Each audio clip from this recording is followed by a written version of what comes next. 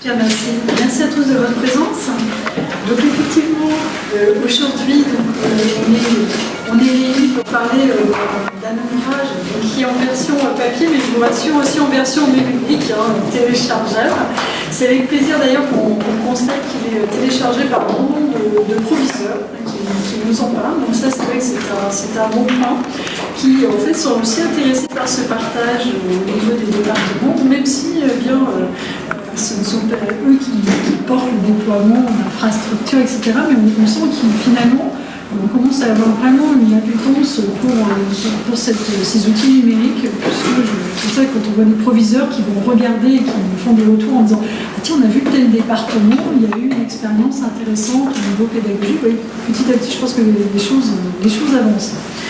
Alors c'est vrai que cette aventure du livre blanc sur le numérique éducatif, donc c'est quelque chose dont je suis particulièrement heureuse et satisfaite, parce que finalement c'est pas une finalité, c'est le début d'un ensemble effectivement de travaux. C'est aussi, ça acte une grosse progression dans la concertation de travail ensemble avec le ministère, donc je vous remercie beaucoup. Bonjour Valérie Nouvelle. Bonjour.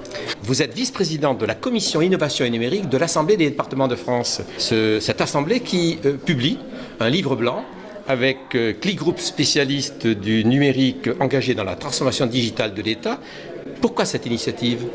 Cette initiative parce qu'on est en plein développement du collège numérique actuellement avec l'État, et on est à un point où on s'est rendu compte qu'il y avait une démarche très descendante de l'État vers les départements, en demandant en fait aux départements de doter les élèves d'équipements, mais on a trouvé que par rapport à nos retours d'expérience territoriaux, il manquait l'intégration d'un vrai projet pédagogique, une vraie démarche en amont de cette dotation d'équipement.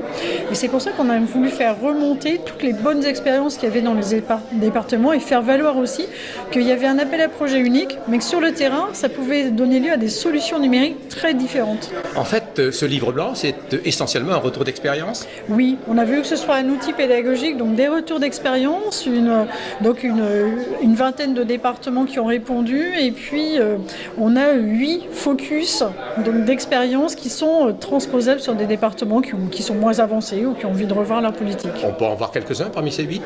Alors parmi les 8, on peut définir en fait 4 groupes un petit peu de départements qui ont agi.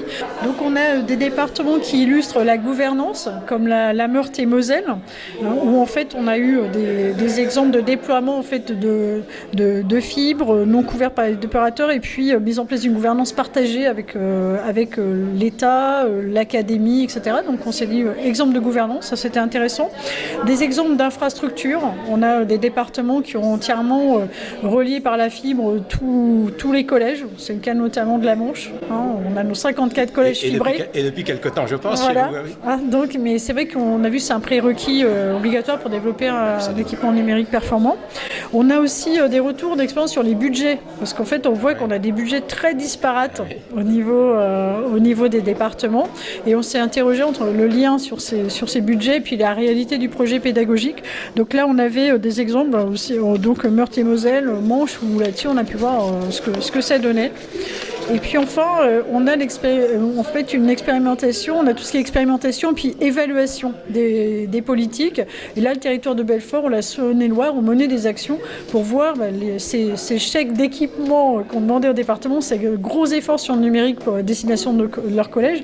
Ils sont forcément volontaires pour accompagner cette démarche. En plus, les collèges sont plus en avance que les lycées là-dessus, sur tout ce qui est numérique.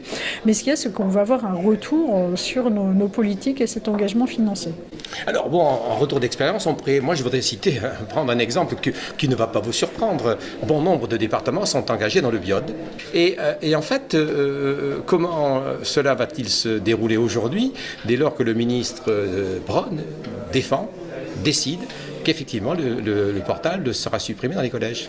Le livre blanc numérique a justement eu cet atout, c'est de nous montrer que finalement, le biode, c'était pas forcément la bonne ou la mauvaise solution, que c'est une solution dans un contexte donné, et donc ça a permis de le replacer au sein des politiques numériques. Ce qui est sûr, c'est que le livre blanc, il conclut qu'il y a intérêt dans bon nombre de cas à avoir ce recours au biode nuancé en fonction des cours, en fonction des enseignements.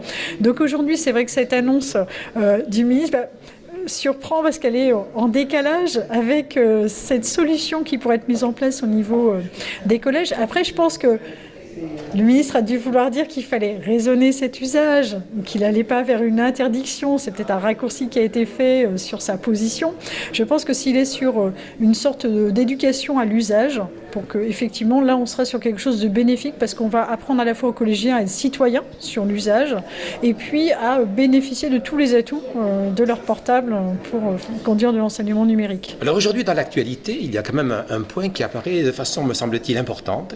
L'intérêt se porte sur la qualité de vie à l'école, au collège donc, et plus particulièrement sur la mise en adéquation des architectures scolaires et plus particulièrement de l'architecture de la classe, de l'organisation même spatiale de la classe et donc de ses mobiliers à la forme scolaire, une adaptation à la forme scolaire. Aujourd'hui, un certain nombre d'enseignants réfutent l'idée de la classe en autobus, veulent des classes en îlot parce que classe inversée, parce que classe mutuelle, ils veulent même certains des tableaux sur tous les murs. Comment réagit-on quand on est une collectivité territoriale vis-à-vis de ces demandes qui risquent de s'emballer ? Alors, ces demandes, elles accompagnent en fait le développement du numérique dans les établissements. Bien sûr. Parce qu'en fait, quand on équipe donc un établissement pour qu'il puisse dispenser un enseignement numérique, obligatoirement, on se repose la question de la configuration des lieux. Bien sûr. On est sorti de la démarche câblage en entier de toutes les salles de classe. On réfléchit justement à des espaces de travail partagés avec le Wi-Fi, avec différentes solutions.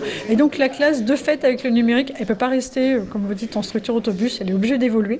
Donc on est prêt à ça et ça fait partie des évolutions. Après, c'est des aménagements légers souvent. C'est de la réorganisation d'espace. Donc on n'est pas démunis face à ces changements au niveau des départements. Ça ne va pas remettre en cause nos politiques d'investissement, pas comme peuvent le faire des projets d'infrastructures lourdes au niveau du numérique. Merci beaucoup.